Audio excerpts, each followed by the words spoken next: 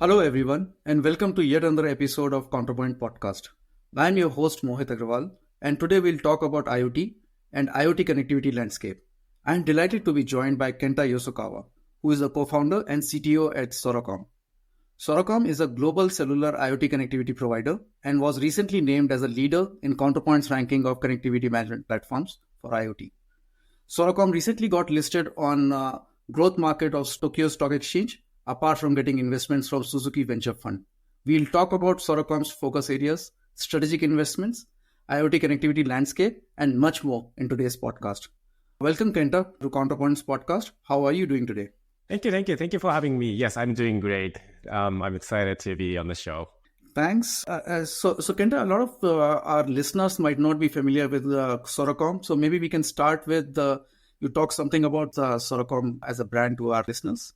Sure, yes. So we Soracom provide smart connectivity for IoT devices, meaning that we cover cellular, LP1 satellite connectivity so that the customers can connect their devices to cloud backend of theirs. We are in a way an MVNO, but we do much more than that. We provide the value-added services that actually make customers' IoT journey smoother and easier. And by using our platform, we accelerate customers' the time to market and make the more innovations possible. So we have, for example, we have built our own cellular core network on top of the AWS cloud environment. So from device point of view, next hop is already cloud.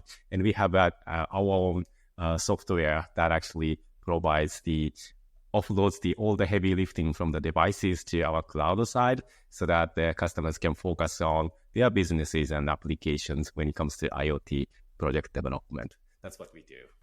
Thanks, Kenta. And congratulations on your listing on the growth market of Tokyo Stock Exchange and the investment from Suzuki Ventures. So KDDI acquired Soracom a few years back. And with the latest listing as well as the Suzuki investment, how does it all fit into the puzzle?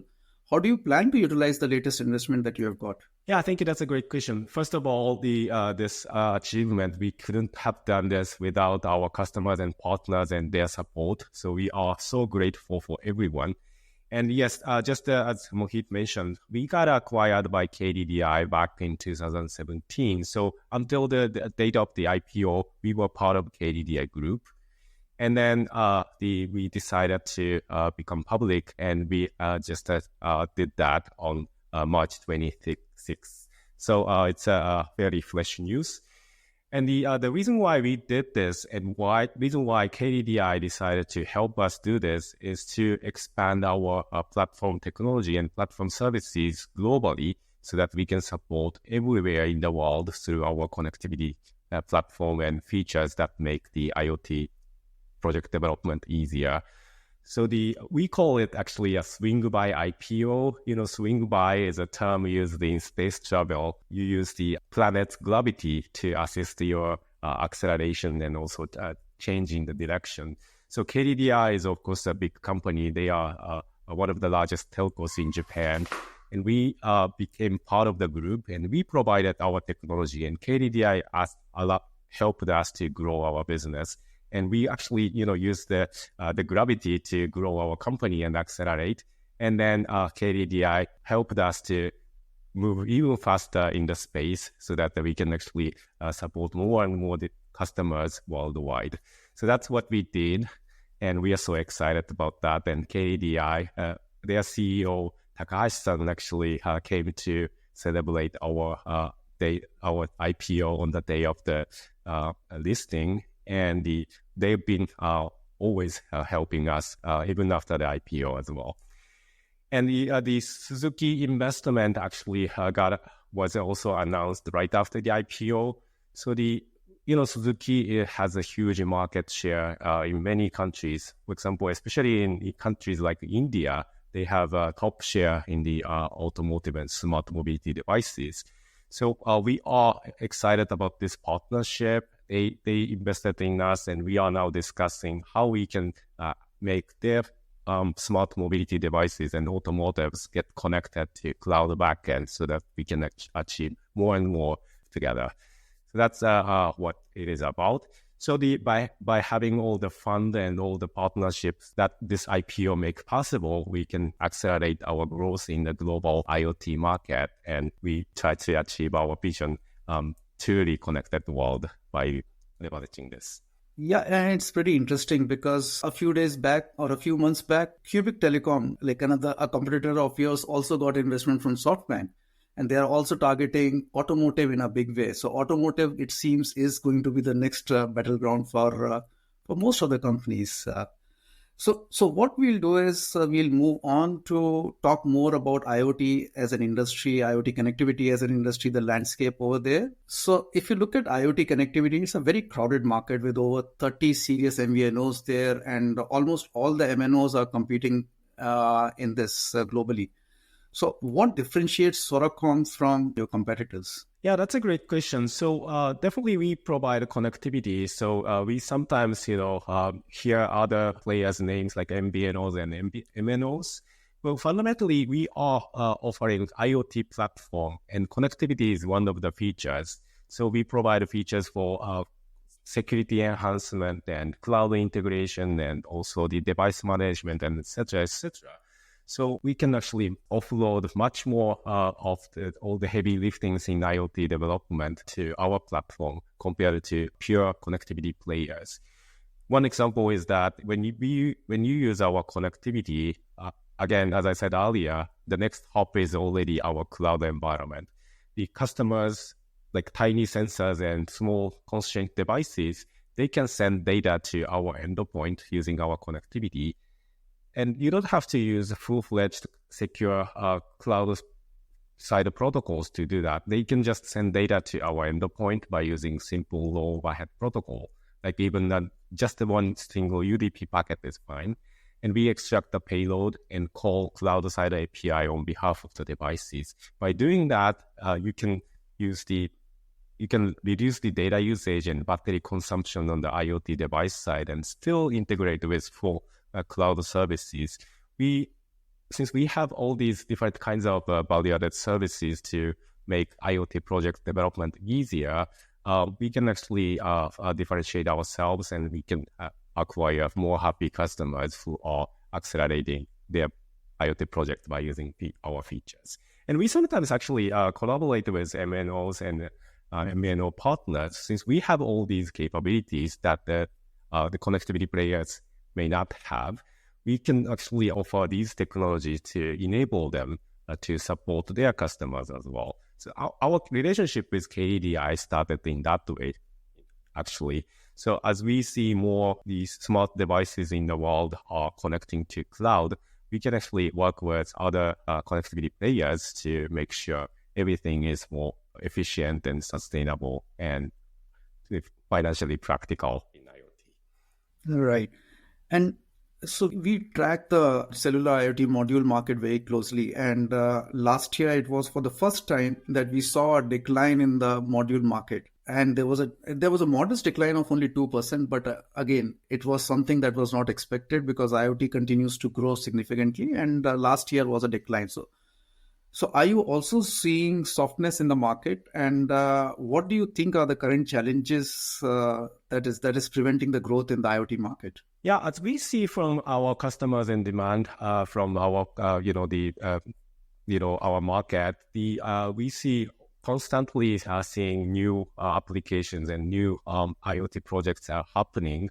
So the overall growth have been continuous as we see.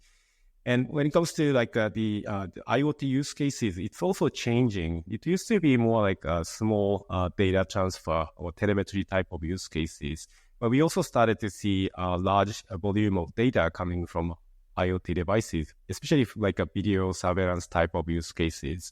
So as that grows, even if we are still seeing the growth in the number of IoT devices on our platform every day and every hour.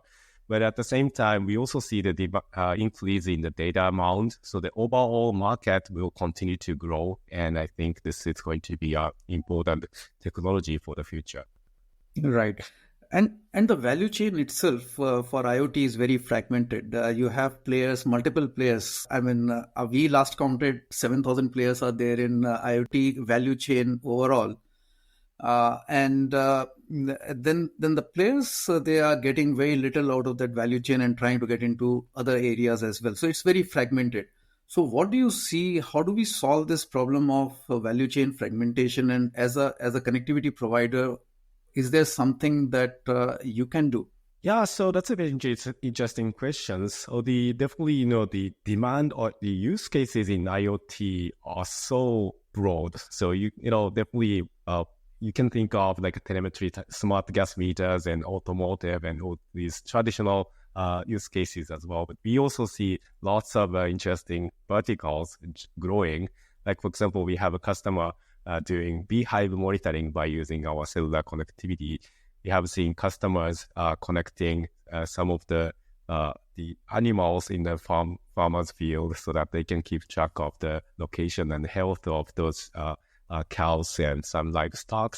So the demand and all these the use cases are growing. That's why the market tends to get more fragmented because of the different needs from different applications.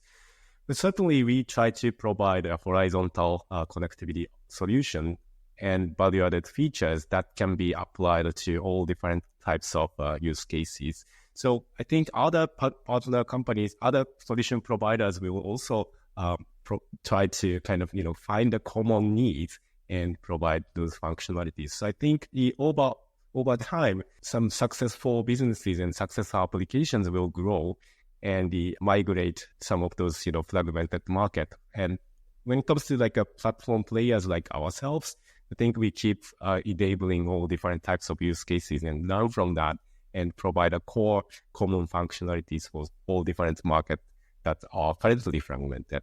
So I think that's how it's going to evolve over time.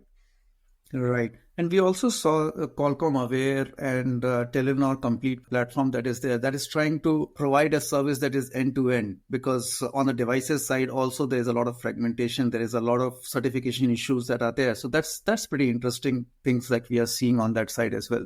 Moving on, like if you look at the MNOs, many of the MNOs have already hived out their IoT connectivity or IoT as a separate company. And many of them are in the process of doing so. Vodafone is a good example of that. So how do you think that's going to impact the IoT connectivity market? Because now these guys will be able to get more investment that they were not able to get earlier, and they will be more agile probably. But do you see the same thing, or what's your view on it? Yeah, we also have seen the trend for sure. And when we started, actually, the idea was to provide the IoT connectivity platform that everybody can get started and everybody can make an innovation as far as they have ideas. So our platform offers self-service based approach. So you can actually sign up on our website and purchase SIM cards or eSIMs online and get started in IoT project. That actually has accelerated the many players to get started on IoT. And traditionally the MNOs, IoT, M2M businesses started from the large enterprise side. So we have been working on kind of different market segments, but we see certainly the demand coming from a large number of long tail customers. So it makes sense for the MNOs and other players to find a different way to approach those markets. And we certainly have been in touch with several MNO partners, and we see the interest in partnership in that space, so that when it comes to IoT, as I said, there are so many broad use cases. You can't have a account manager for each and every company. So this type of self-service approach and low-cost operations of managing large number of customers and large number of devices is important. So I think there are ways for us to work together with those, the connectivity players and accelerate the innovation together. Right. Interesting. So, and in our study, when we were studying the connectivity management platforms, we came across many players who were looking at AI for analytics, but not only analytics, but for better operations management. So what is your view on how AI can be used in IoT and IoT connectivity, and what do you see the future for AI in this space? Yeah, definitely the AI is going to be the crucial, important piece in IoT. It has been already, but the emerging Gen AI and new AI technologies will be accelerating the innovation in IoT.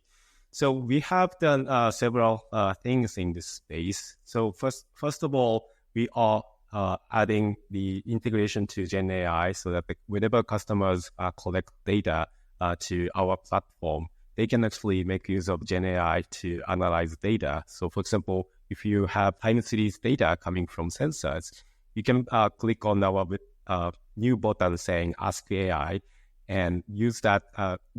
Behind the scene, we actually use the Gen AI API so that we can look into customers' time series data and provide some analysis, including like trend and outliers and things like that. So the customers can actually use AI to analyze data, even if they don't have a data analyst in their team. So that can accelerate many players in this IoT space. We are also working on to achieve more. We believe the AI can be the missing piece in IoT, meaning that now so many devices are connected and they have access to cloud. So in the cloud, we have plenty of resources to consume data and analyze them. But so far, there were not an engine or some kind of an enabler to make a decision or draw a conclusion from the data and take an action in IoT device. So having this latest technology evolution in AI, we started to see some examples of taking data and draw a conclusion and send a command to the device so that we can actuate devices in the field. So we believe the AI is going to take the important role in the true IoT vision that we have been talking about for a long time. And certainly there are things like that can be improved by applying AI in connectivity space as well. So we have customers who have managed large fleet of devices, and those devices connect and disconnect every day, everywhere. So there is so much data that is collected from those devices and their connectivity behaviors.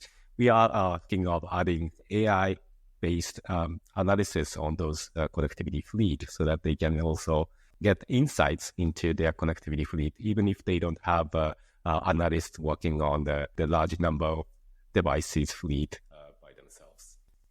Yeah, thanks. And at Counterpoint, we are also very excited about the prospects of AI.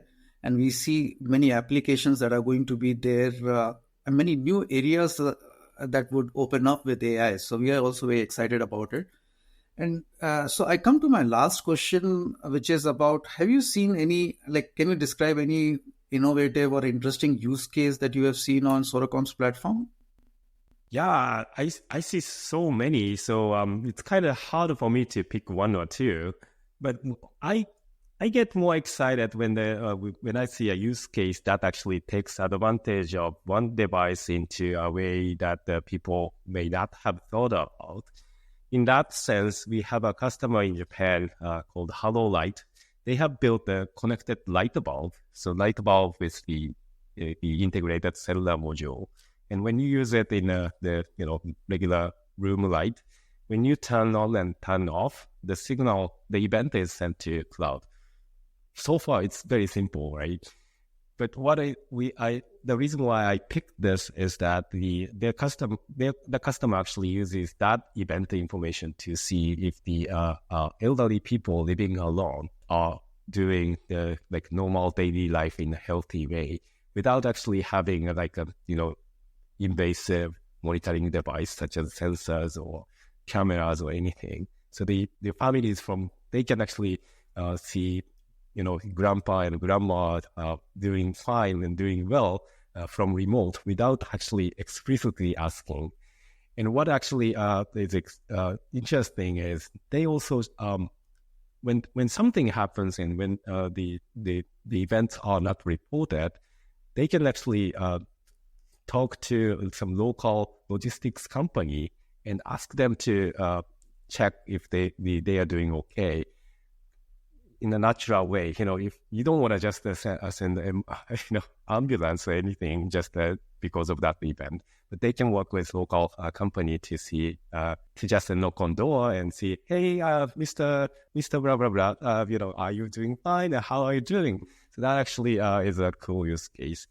And we see a lot of interesting use cases in, of course, automotive and smart mobility devices, EV chargers, and, oil and gas and healthcare and et cetera, et cetera. So whenever I get new exciting use cases that I never think of, I get excited. And this is one of the examples. Thanks, Kenta, for the insightful discussion and joining the show. I learned a lot about Soracom, and not only Soracom, I learned a lot about IoT and the IoT connectivity. Thank you. And for our listeners, thank you for tuning in. Reach out to us via email on contact@counterpointresearch.com. You can also listen to the previous podcast on major podcasting platforms such as Apple Podcasts, Spotify, or even on counterpointresearch.com. For now, this is Mohit signing off. Have a good day and see you in the next one. Thanks.